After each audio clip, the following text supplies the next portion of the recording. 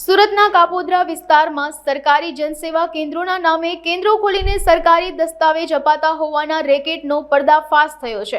Bogus Aadhaar card, PAN card, ration card સહિતના દસ્તાવેજોમાં અધિકારીઓની ડુપ્લિકેટ સહી અને સિક્કા મારી આપતા હોવાનું પણ સામે આવ્યું છે। કાપોદ્રાના ભગવતી કન્સલ્ટન્સીના નામે ચાલતી દુકાનદાર સામે મામલતદારે પોલીસ મથકમાં ફરિયાદ આપી છે। છેલ્લા કેટલાય સમયથી બોગસ સટ્ટીકાંડ ચાલતો હતો। કાપોદ્રાના કિરણ ચોક ખાતે સમગ્ર કૌભાંડ ચાલતું હતું। ભગવતી કન્સલ્ટન્સીના નામે જન સુવિધા કેન્દ્ર ચાલતું હતું।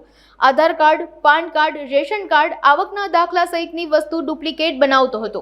ડુપ્લિકેટ લાઇટ બિલ અને ડુપ્લિકેટ વેરા બિલ પણ બનાવતો હતો। પોલીસે બોગસ ડોક્યુમેન્ટ સાથે નિકુંજ દુધાતની ધરપકડ કરી છે। મામલતદાર શ્રી પૂણા અને કાપોદ્રા પોલીસની ટીમે કિરણ ચોક પાસે આવેલી ભગવતી કન્સલ્ટન્સીની એક શોપ જેના ધારક હતા નિકુંજભાઈ દુધાત, ત્યાં એવી માહિતી મામલતદારશ્રીને મળેલી કે એમની દુકાન ઉપર નકલી આધાર કાર્ડ, નકલી રેશન કાર્ડ અને અન્ય સરકારી દસ્તાવેજો હોય એ બધા ડુપ્લિકેટ બને છે। તેવી માહિતીના આધારે પોલીસ અને મામલતદારશ્રીની ટીમે જગ્યા ઉપર રેડ કરી। જગ્યા ઉપર જોતા એમના કમ્પ્યુટરમાં જે કન્સલ્ટન્સીના ધારક છે નિકુંજભાઈ, એના કમ્પ્યુટર અને લેપટોપની અંદર જુદી જુદી આધાર કાર્ડ, રેશન કાર્ડ અને જેટલા પણ સરકારી પ્રમાણપત્રો છે એના ડુપ્લિકેટ બનાવવા માટેના ફર્મા કમ્પ્યુટરમાં વર્ડ ફાઇલમાં મળેલા, જે બાબતે આને પૂછપરછ કરતા પોતે કોઈ જવાબ આપી શકેલ નહીં।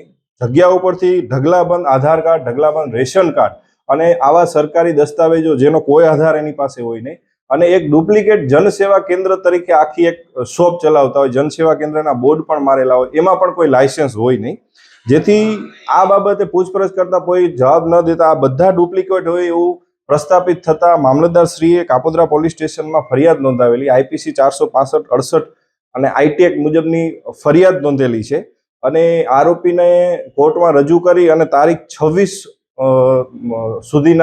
માર્ચ સુધીના આરોપી હાલ રિમાન્ડ હેઠળ છે અને આ સમગ્ર કૌભાંડની ઝીણવટભરી તપાસ હાલ કાપોદ્રા પોલીસ ચલાવી રહી છે। ત્યાં ઢગલાબંધ ઘણી સંખ્યામાં જે રૂપિયા લેવામાં આવે છે એની પહોંચો મળેલી છે।